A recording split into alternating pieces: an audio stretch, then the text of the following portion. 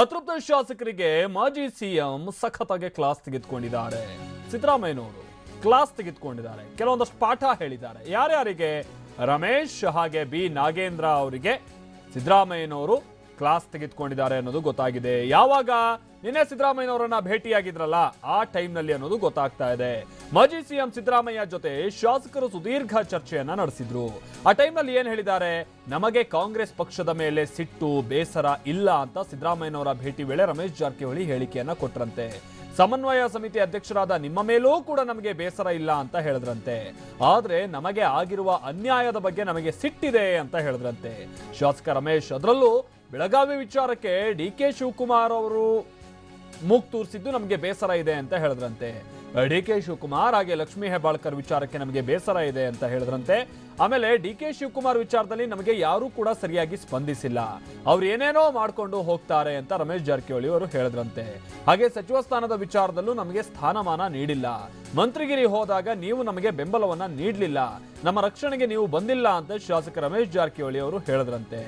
ಈ ವೇಳೆ ರಮೇಶ್ ಜಾರಕಿಹೊಳಿ ಅವರ ಮಾತಿಗೆ ಕೆರಳಿದ್ರು ಸಿದ್ದರಾಮಯ್ಯನವರು ಅನ್ನೋದು ಗೊತ್ತಾಗ್ತಾ ಇದೆ. ಸಹಜ, ಏನಂದ್ರೆ ಹೋಗಿ ಅಂಬಾನಿ ಮೇಲೆ ಕೂರಿಸಿದ್ರು, ಆ ನಂತರದಲ್ಲಿ ನನಗೆ ಅದು ಬೇಡ ಅಂತೇಳಿ ಕೆಳಗೆ ಹಾರ್ತಾರಲ್ಲ, ಆ ರೀತಿ ಆಗಿತ್ತು ರಮೇಶ್ ಜಾರಕಿಹೊಳಿ ಅವರು. ಸಚಿವ ಸ್ಥಾನ ಕೊಟ್ಟರು ಕೂಡ ಅವರೇ ಸರಿಯಾಗಿ ಅದನ್ನು ನಿರ್ವಹಿಸಿಕೊಡ್ದಿತ್ತು. ಆ ಸಚಿವ ಸ್ಥಾನ ಕೊಟ್ಟಿದ್ದಕ್ಕೂ ಒಂದ್ ರೀತಿ ನಾಲಾಯಕ್ ಅನ್ನುವಂತ ರೀತಿಯಲ್ಲಿ ವರ್ತಿಸಿದ್ರು ಅವರು. ಆಗ ಸಿದ್ದರಾಮಯ್ಯನವರು ಹೇಳ್ತಾರಂತೆ, ನಾನೇನು ಮಾಡ್ಲಿ, ಎಲ್ಲ ನೀನೇ ಮಾಡ್ಕೊಂಡಿದ್ದು, ಎಲ್ಲ ಕೈಯಾರೆ ಹಾಳು ಮಾಡ್ಕೊಂಡು ನನಗೆ ಹೇಳಿದ್ರೆ ಹೆಂಗೆ ಅಂತ ಸಿದ್ದರಾಮಯ್ಯನವರು ಕ್ಲಾಸ್ ತೆಗೆದುಕೊಳ್ತಾರಂತೆ. ನೀನೇ ಕ್ಯಾಬಿನೆಟ್ಗೂ ಹೋಗಿರ್ಲಿಲ್ಲ, ಸದನಕ್ಕೂ ಹೋಗಿರ್ಲಿಲ್ಲ, ನಿಮ್ ಬೆಳಗಾವಿಯಲ್ಲೇ ಅಧಿವೇಶನ ಆಯ್ತು, ಆಗ ನೀನ್ ಯಾಕಪ್ಪ, ನೀ ಎಲ್ಲಿದ್ಯಪ್ಪ, ನೀ ಯಾಕಪ್ಪ ಹೋಗಿಲ್ಲ ಅಂತ ಸಿದ್ದರಾಮಯ್ಯನವರು ಪ್ರಶ್ನೆ ಮಾಡಿದ್ರಂತೆ. ನೀನು ಹಿಂಗೆಲ್ಲ ಮಾಡ್ಕೊಂಡು ಓಡಾಡ್ತಾ ಇದ್ರೆ ನಾನು ಹೆಂಗಪ್ಪ ನಿನ್ನನ್ನು ಸಮರ್ಥಿಸ್ಕೊಳ್ಳೋದು ಅಂತ ರಮೇಶ್ ಜಾರಕಿಹೊಳಿ ಅವರ ಮೇಲೆ ಸಿದ್ದರಾಮಯ್ಯನವರು ಸಿಟ್ಟನ್ನ ವ್ಯಕ್ತಪಡಿಸಿರೋನು ಗೊತ್ತಾಯ್ತು. ರಮೇಶ್ ಜಾರಕಿಹೊಳಿ ಅವರು ಆ ಟೈಮ್ನಲ್ಲಿ ಅವ್ರ ನಡವಳಿಕೆ ಎಲ್ಲ ನಮ್ಗೆ ಗೊತ್ತಿತ್ತು. ಅವರು ಒಂದು ಕ್ಯಾಬಿನೆಟ್ ಮೀಟಿಂಗಿಗೂ ಸರಿಯಾಗಿ ಹೋಗ್ಲಿಲ್ಲ, ಆಮೇಲೆ ಅಧಿವೇಶನಕ್ಕೂ ಸರಿಯಾಗಿ ಹೋಗಿರ್ಲಿಲ್ಲ, ಇಂಥ ಸಚಿವ ಇದ್ರೆಷ್ಟು ಬಿಟ್ರೆಷ್ಟು ಅಂತ ಅವ್ರ ಕ್ಷೇತ್ರದ ಜನನೇ ಮಾತಾಡ್ಕೊಂಡು ಓಡಾಡ್ತಿದ್ದಂತ ಸಂದರ್ಭ. ಆ ಟೈಮ್ನಲ್ಲಿ ನಿನ್ಗೆ ಸಚಿವ ಸ್ಥಾನ ಕೊಡೋದು ವೇಸ್ಟ್ ಕಣಪ್ಪ, ನಿನ್ ಸೈಡಿಗೆ ಕೂರು ಅಂತ ಹೇಳ್ಕೊಬಿಟ್ಟು ಅವರಿಂದ ಸಚಿವ ಸ್ಥಾನವನ್ನ ಕಿತ್ಕೊಳ್ಳಲಾಗಿತ್ತು. ಅದೇ ವಿಚಾರ ಪ್ರಸ್ತಾಪ ಆಗ್ತಿದ್ದಂಗೆ ಸಿದ್ದರಾಮಯ್ಯನವರು ಕ್ಲಾಸ್ ತೆಗೆದುಕೊಂಡ್ರಂತೆ. ಆಮೇಲೆ ಆಗಿದ್ದಾಯ್ತು, ಸುಮ್ನಿರು, ಮುಂದೆಲ್ಲ ಒಳ್ಳೇದಾಗುತ್ತೆ, ಸಭೆ ಮುಗಿದ್ಮೇಲೆ ನೋಡೋಣ ಅಂತ ಸಿದ್ದರಾಮಯ್ಯನವರು ಹೇಳಿದ್ರಂತೆ. ಶಾಸಕ ರಮೇಶ್ ಜಾರಕಿಹೊಳಿಗೆ ಸಿದ್ದರಾಮಯ್ಯನವರು ಈ ತರ ಬುದ್ಧಿವಾದ ಹೇಳಿದ್ರು ಅನ್ನೋದು ಗೊತ್ತಾಗ್ತಾ ಇದೆ. ಪ್ರಸನ್ನ, ನಮ್ಮ ಪ್ರತಿನಿಧಿ ಇದಕ್ಕೆ ಸಂಬಂಧಪಟ್ಟಂತೆ ಮತ್ತಷ್ಟು ಡೀಟೇಲ್ಸ್ ಅನ್ನ ಕೊಡ್ತಾರೆ. ಪ್ರಸನ್ನ, ಇದೇ ಮಾತನ್ನ ಮಾಧ್ಯಮದವರು ಅಥವಾ ಬೇರೆ ಸಾರ್ವಜನಿಕರು ಪ್ರಶ್ನೆ ಮಾಡಿದ್ರೆ ರಮೇಶ್ ಜಾರಕಿಹೊಳಿ ಅವರು ಉತ್ತರ ಹೆಂಗಿತ್ತು, ಬಾಯಿಗೆ ಬಂದಿದ್ದು ಮಾತನಾಡೋದು, ಎಲಿಬಿಲ್ಲದ ನಾಲ್ಗೆ ಅನ್ನೋದು ನಮ್ಗೆ ಗೊತ್ತಾಗೋಗಿತ್ತು. ನಿನ್ನೆ ಸಿದ್ದರಾಮಯ್ಯನವರು ಹೇಳಿದ್ರಲ್ಲ, ಅವಾಗಿರೋ ವರ್ತನೆ ಹೆಂಗಿತ್ತು ಅಂತ, ಸಿದ್ದರಾಮಯ್ಯನವ್ರ ಬುದ್ಧಿ ಪಾಠ ಆದ್ರೂ ತಲೆಗೆ ಹಾಕೊಂಡವರು ಏನ್ ಕತೆ ಅಂತ? ಮಾಲ್ತೇಶ್, ಶಂಕದಿಂದ ಬಂದ್ರೆ ತೀರ್ಥ ಅನ್ನೋ ರೀತಿಯಲ್ಲಿ ಇದೀಗ ರಮೇಶ್ ಜಾರಕಿಹೊಳಿ ಮತ್ತು ಶಾಸಕ ನಾಗೇಂದ್ರ ಅವರು ವರ್ತಿಸ್ತಾ ಇದ್ದಾರೆ. ಅಧಿವೇಶನ ಮುಗಿದ ಬಳಿಕ ಅದರ ಮಾರನೇ ದಿನವೇ ಸಿದ್ದರಾಮಯ್ಯನವರನ್ನ ರಮೇಶ್ ಜಾರಕಿಹೊಳಿ ಮತ್ತು ಶಾಸಕ ನಾಗೇಂದ್ರ ಅವರು ಹೋಗಿ ಭೇಟಿ ಆಗ್ತಾರೆ. ತಮಗೆ ಅಸಮಾಧಾನ ಇದೆ, ನಿಮ್ಮ ಜೊತೆ ಚರ್ಚೆ ಮಾಡಬೇಕು ಅನ್ನುವಂತಹ ಒಂದು ವಿಚಾರಕ್ಕೆ ಸಂಬಂಧಪಟ್ಟ ಹಾಗೆ ಸವಿಸ್ತಾರವಾಗಿ ಎಲ್ಲವನ್ನೂ ಕೂಡ ಬಿಚ್ಚಿಡ್ತಾರೆ. ಆದ್ರೆ ಸಿದ್ದರಾಮಯ್ಯನವರು ಈ ಇಬ್ಬರು ಶಾಸಕರ ಮಾತನ್ನ ಕೇಳಿ ಮತ್ತಷ್ಟು ಕೋಪಿಷ್ಠರಾಗಿ ರಮೇಶ್ ಜಾರಕಿಹೊಳಿ ಮತ್ತು ನಾಗೇಂದ್ರ ಅವರಿಗೆ ಸಖತ್ತಾಗಿ ಕ್ಲಾಸ್ ತೆಗೆದುಕೊಂಡಿದ್ದಾರೆ ಎನ್ನುವಂತಹ ಮಾಹಿತಿ ಲಭ್ಯವಾಗ್ತಾ ಇದೆ. ಇಬ್ಬರು ಶಾಸಕರು ಕೂಡ ತಾವು ಮುನ್ಸ್ಕೊಂಡಿದ್ದು ಮತ್ತು ಅಸಮಾಧಾನಗೊಂಡಿದ್ದು ಡಿ.ಕೆ. ಶಿವಕುಮಾರ್ ಅವರ ವಿಚಾರಕ್ಕೆ ಅನ್ನುವಂಥದ್ದನ್ನ ಖುದ್ದಾಗಿ ಸಿದ್ದರಾಮಯ್ಯನವರ ಮುಂದೆ ಹೇಳಿದ್ದಾರೆ. ಡಿ.ಕೆ. ಶಿವಕುಮಾರ್ ಮತ್ತು ಲಕ್ಷ್ಮೀ ಹೆಬ್ಬಾಳ್ಕರ್ ಅವರು ಬೆಳಗಾವಿ ವಿಚಾರದಲ್ಲಿ ಸಾಕಷ್ಟು ಹಸ್ತಕ್ಷೇಪವನ್ನ ಮಾಡ್ತಾ ಇದ್ರು. ಹೀಗಿದ್ದು ಕೂಡ ಸಚಿವ ಸ್ಥಾನವನ್ನು ಕೂಡ ಕೊಡುವಂತಹ ಸಂದರ್ಭದಲ್ಲಿ ತಮಗೆ ಸರಿಯಾದಂತಹ ಸೂಕ್ತವಾದಂತಹ ಸ್ಥಾನಮಾನವನ್ನು ನೀಡಲಿಲ್ಲ. ಆದ್ರೆ ಡಿ.ಕೆ. ಶಿವಕುಮಾರ್ ಅವರಿಗೆ ಹೆಚ್ಚಿನ ಮಾನ್ಯತೆಯನ್ನ ನೀಡಲಾಯಿತು. ಬೆಳಗಾವಿಯ ರಾಜಕೀಯ ವಿಚಾರದಲ್ಲೂ ಕೂಡ ಡಿ.ಕೆ. ಶಿವಕುಮಾರ್ ಅವರೇ ಸಾಕಷ್ಟು ಹಸ್ತಕ್ಷೇಪ ಮಾಡಿದ್ದೆ ತಮ್ಮ ಮುನಿಸಿಗೆ ಕಾರಣ ಅನ್ನೋದನ್ನ ರಮೇಶ್ ಜಾರಕಿಹೊಳಿ ಅವರು ಸಿದ್ದರಾಮಯ್ಯನವರ ಮುಂದೆ ಬಿಚ್ಚಿಡ್ತಾರೆ. ಜೊತೆಗೆ ರಮೇಶ್ ಜಾರಕಿಹೊಳಿ ಅವರು ಈ ರೀತಿ ವರ್ತನೆ ಮಾಡ್ತಿದ್ರು ಕೂಡ ಸಿದ್ದರಾಮಯ್ಯನವರು ಇವರಿಗೆ ಡಿ.ಕೆ. ಶಿವಕುಮಾರ್ ಅವ್ರನ್ನ ನಿಯಂತ್ರಿಸಲಿಲ್ಲ ಮತ್ತು ತಮಗೆ ಸಚಿವ ಸ್ಥಾನ ಕೈತಪ್ಪುವ ಹಂತದಲ್ಲೂ ಕೂಡ ತಮ್ಮ ಬೆಂಬಲಕ್ಕೆ ನಿಲ್ಲಿಲ್ಲ ಅನ್ನುವಂತ ಆಕ್ಷೇಪವನ್ನ, ಬೇಸರವನ್ನ ರಮೇಶ್ ಜಾರಕಿಹೊಳಿ ವ್ಯಕ್ತಪಡಿಸ್ತಾರೆ. ಇದರಿಂದ ಸಿಟ್ಟಿಗೆದ್ದಂತಹ ಸಿದ್ದರಾಮಯ್ಯನವರು ಎಲ್ಲವೂ ಕೂಡ ನೀವೇ ಮಾಡಿಕೊಂಡಂತಹ ಅನಾಹುತಗಳು, ಅಂದ್ರೆ ಎಲ್ಲಿ ತನಕವೂ ಕೂಡ ತಾನು ನಿಮ್ ಜೊತೆಗಿದ್ದೆ, ಸಾಕಷ್ಟು ನಿಮ್ಮ ಬೆಂಬಲಕ್ಕೆ ನಿಂತಿದ್ದೆ, ಹೀಗಿದ್ದು ಕೂಡ ನೀವು ನಮ್ಮ ಮಾತನ್ನ ಕೇಳಿಯೇ ಬೇರೆ ರೀತಿಯಲ್ಲಿ ವರ್ತನೆ ಮಾಡಿದ್ರಿ, ಬಿಜೆಪಿ ನಾಯಕರೊಂದಿಗೆ ಸಂಪರ್ಕವನ್ನ ಸಾಧಿಸಿದ್ರಿ, ಜೊತೆಗೆ ಅಧಿವೇಶನಕ್ಕೆ ಹಾಜರಾಗ್ತಾ ಇರಲಿಲ್ಲ, ಕ್ಯಾಬಿನೆಟ್ ಮೀಟಿಂಗ್ ಗಳಿಗೆ ಹಾಜರಾಗ್ತಾ ಇರಲಿಲ್ಲ, ಬೆಳಗಾವಿಯಲ್ಲಿ ಅಧಿವೇಶನ ನಡೆದ ಸಂದರ್ಭದಲ್ಲೂ ಕೂಡ ಸರಿಯಾಗಿ ಸದನಕ್ಕೆ ಹಾಜರಾಗಲಿಲ್ಲ. ಇದೆಲ್ಲವೂ ಕೂಡ ನಾನ್ ಮಾಡಿದ್ದೆಲ್ಲ, ನೀವೇ ಮಾಡ್ಕೊಂಡಂತ ತಪ್ಪುಗಳು. ಯಾತಕ್ಕಾಗಿ ಈ ರೀತಿ ಮಾಡಿದ್ರಿಂದಾಗಿ ನನಗೂ ಕೂಡ ನಿಮ್ಮನ್ನ ಸಮರ್ಥನೆ ಮಾಡ್ಕೊಳ್ಳೋದು ಸಾಧ್ಯ ಆಗಿಲ್ಲ, ಹೀಗಾಗಿ ನಾನು ನಿಮ್ಮನ್ನ ಬೆಂಬಲಕ್ಕೆ ನಿಂತಿಲ್ಲ ಅನ್ನೋದನ್ನ ಸ್ಪಷ್ಟವಾಗಿ ಸಿದ್ದರಾಮಯ್ಯನವರು ಹೇಳಿದ್ದಾರೆ. ಇದರ ಜೊತೆಗೆ ಶಾಸಕ ನಾಗೇಂದ್ರ ಅವರು ಕೂಡ ಡಿ.ಕೆ. ಶಿವಕುಮಾರ್ ಅವರ ಹೆಸರನ್ನ ಪ್ರಸ್ತಾಪ ಮಾಡ್ತಾರೆ.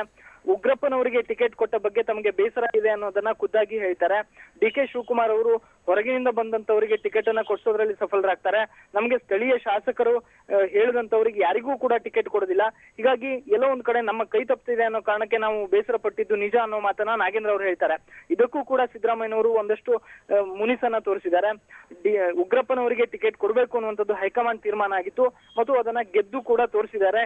ಹೀಗಾಗಿ ಸದ್ಯ ನೀವು ಲೋಕಸಭೆ ಚುನಾವಣೆವರೆಗೆ ಎಲ್ಲವನ್ನೂ ಸಹಿಸಿಕೊಂಡು ಕೆಲಸ ಮಾಡಬೇಕು, ಇಲ್ಲದೆ ಹೋದ್ರೆ ನಿಮಗೆ ಕಷ್ಟ ಆಗುತ್ತೆ ಅನ್ನುವಂತ ಎಚ್ಚರಿಕೆಯನ್ನು ಕೂಡ ಸಿದ್ದರಾಮಯ್ಯನವರು ನೀಡಿದ್ದಾರೆ.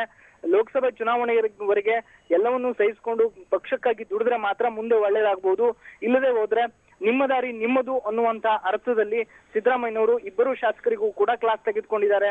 ಹೀಗಾಗಿ ಸದ್ಯ ಸಿದ್ದರಾಮಯ್ಯನವರನ್ನ ಅವರ ಮುನಿಸನ್ನ ಸಮಾಧಾನ ಮಾಡೋದಕ್ಕೆ ಅಂತ ಹೋಗಿದ್ದಂತಹ ಇಬ್ಬರು ಶಾಸಕರು ಕೂಡ ಶಂಕದಿಂದ ಬಂದ್ರೆ ಮಾತ್ರ ತೀರ್ಥ ಅನ್ನೋ ರೀತಿಯಲ್ಲಿ ಅವರು ಹೇಳಿದ್ದನ್ನ ಕೇಳಿಕೊಂಡು ವಾಪಸ್ ಆಗಿದ್ದಾರೆ. Maltesh. Okay thank you Prasanna. ಇಲ್ಲಿ ಸಿದ್ದರಾಮಯ್ಯನವರು ನಿನ್ನೆ ಕ್ಲಾಸ್ ಹೇಗೆ ತೆಗೆದುಕೊಂಡ್ರು ಅನ್ನೋಂತ ನಮ್ಮ ಪ್ರತಿನಿಧಿ ಪ್ರಸನ್ನ ಹೇಳ್ತಾರೆ. ಅದಕ್ಕೆ ಹೇಳಿದ್ದು ಸೊ ರಮೇಶ್ ಜಾರಕಿಹೊಳಿ ಅವ್ರ ವರ್ತನೆ ಎಲ್ಲ ಹಿಂದೆ ನಾವು ಗಮನಿಸಿದ್ವಿ. ಓರ್ವ ಸಚಿವ ಆದಂತಹ ವ್ಯಕ್ತಿ ಹೇಗೆ ಕೆಲಸ ಕಾರ್ಯ ನಿರ್ವಹಿಸಬೇಕಾಗುತ್ತೆ, ಕ್ಷೇತ್ರದ ಜನ, ರಾಜ್ಯದ ಜನ, ಅವ್ರಿಗೆ ಇಲಾಖೆಗೆ ಸಂಬಂಧಪಟ್ಟಂತೆ ಸಮಸ್ಯೆಗಳಾದಾಗ ಎಲ್ಲ ಬಗೆಹರಿಸ್ಕೊಂಡು ಓಡಾಡಬೇಕು, ಅಧಿಕಾರಿಗಳಿಗೆಲ್ಲ ತಾಕೀತು ಮಾಡ್ತಾ ಇರಬೇಕು. ಬಟ್ ರಮೇಶ್ ಜಾರಕಿಹೊಳಿ ಅವರು ಹಾಗಲ್ಲ. ಅವರು ಒಂದು ರೀತಿ ನಾನು ಸಚಿವ ಅನ್ನೋದನ್ನೇ ಮರ್ತ್ಕೊಂಡ್ಬಿಟ್ಟಿದ್ರು. ಅವ್ರ ಮಾತುಗಳಲ್ಲೂ ಕೂಡ ಅವ್ರ ಘನತೆ ವ್ಯಕ್ತ ಆಗ್ತಾ ಇರಲಿಲ್ಲ, ಅವ್ರ ಕೆಲಸದಲ್ಲಿ ಕೂಡ ಅದು ವ್ಯಕ್ತ ಆಗ್ತಾ ಇರಲಿಲ್ಲ. ಈ ಅಪ್ಪನ್ ಯಾಕಪ್ಪ ಸಚಿವ ಮಾಡಿದ್ರು ಅಂತ ಹೇಳ್ಕೊಂಡ್ಬಿಟ್ಟು ಜನ ಓಡಾಡ್ಕೊಂಡು ಮಾತಾಡ್ಕೊಂಡು ಓಡಾಡ್ತಿದ್ವಿ ನೋಡ್ತಾ ಇದ್ವಿ. ಅಂಥ ಸಂದರ್ಭದಲ್ಲಾದರೂ ನಿದ್ದೆಯಿಂದ ಎದ್ದಿತ್ತು ಕಾಂಗ್ರೆಸ್. ನಮಗೆ ಈ ವ್ಯಕ್ತಿ ಸಚಿವ ಸ್ಥಾನದಲ್ಲಿ ಇರೋದಕ್ಕೆ ನಾಲಾಯಕ್ ಅನ್ನೋದನ್ನ ಅರಿತು ಆ ನಂತರದಲ್ಲಿ ಅವರಿಂದ ಸಚಿವ ಸ್ಥಾನವನ್ನು ಕಿತ್ಕೊಂಡು ಅವ್ರ ಸಹೋದರನಿಗೆ ಕೊಟ್ಟಿದ್ದು ಈಗೆಲ್ಲ ಇತಿಹಾಸ. ಆಗ ಅವ್ರು ತೋರಿದಂಥ ವರ್ತನೆ ಅದೆಲ್ಲ ಗೊತ್ತಿರೋದೆ. ಈಗ ಸಿದ್ದರಾಮಯ್ಯನವ್ರ ಹತ್ರ ಬಂದ್ಬಿಟ್ಟು ಮತ್ತೆ ಕಂಪ್ಲೇಂಟ್ ಹೇಳೋಕೆ ಹೋದ್ರಂತೆ. ನನಗೆ ಡಿ.ಕೆ. ಶಿವಕುಮಾರ್ ಅವ್ರ ಮೇಲೆ ಸಿಟ್ಟಿತ್ತು, ಲಕ್ಷ್ಮೀ ಹೆಬ್ಬಾಳ್ಕರ್ ಅವ್ರ ಮೇಲೆ ಸಿಟ್ಟಿತ್ತು, ಅವ್ರು ಯಾಕೆ ನಮ್ಮ ಕ್ಷೇತ್ರದ ವಿಚಾರಕ್ಕೆಲ್ಲ ಬಂದು ಮೂಗು ತೋರಿಸಿದ್ದು ಹಾಗೆ ಹೀಗೆ ಅಂತೆಲ್ಲ ಒಂದಷ್ಟು ಕಂಪ್ಲೇಂಟ್ಸನ್ನು ಇಟ್ಟರಂತೆ. ಸಿದ್ದರಾಮಯ್ಯನವರಿಗೂ ಕೂಡ ಪಿತ್ತ ನೆತ್ತಿಗೆ ಇರ್ತು ಅನ್ನೋದು ಗೊತ್ತಾಗಿದೆ.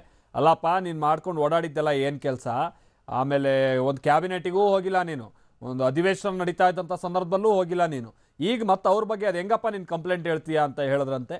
ಬಹುಶಃ ಅದಕ್ಕೆ ಪ್ರತಿನಿಧಿ ಪ್ರಸನ್ನ ಅವ್ರ ಬಗ್ಗೆ ಅವ್ರ ಹತ್ರ ಕೇಳೋಂಥ ಸಂದರ್ಭದಲ್ಲಿ ನಾವು ಮಾಧ್ಯಮದವರು ಅಥವಾ ಸಾರ್ವಜನಿಕರು ಈ ಥರದ ಪ್ರಶ್ನೆ ಕೇಳೋದಂಥ ಸಂದರ್ಭದಲ್ಲಿ ರಮೇಶ್ ಜಾರಕಿಹೊಳಿ ಅವರ ವರ್ತನೆ, ಅವ್ರ ಬಾಯಲ್ಲಿ ಬರ್ತಾ ಇದ್ದಂಥ ಪದಗಳು ಇದೆಲ್ಲ ಯಾವ ಲೆವೆಲಲ್ಲಿತ್ತು, ಯಾವ ಕ್ಲಾಸ್ಗಳಲ್ಲಿತ್ತು ಅನ್ನೋದು ನಮಗೆಲ್ಲ ಗೊತ್ತಿರುವಂಥ ವಿಚಾರನೆ.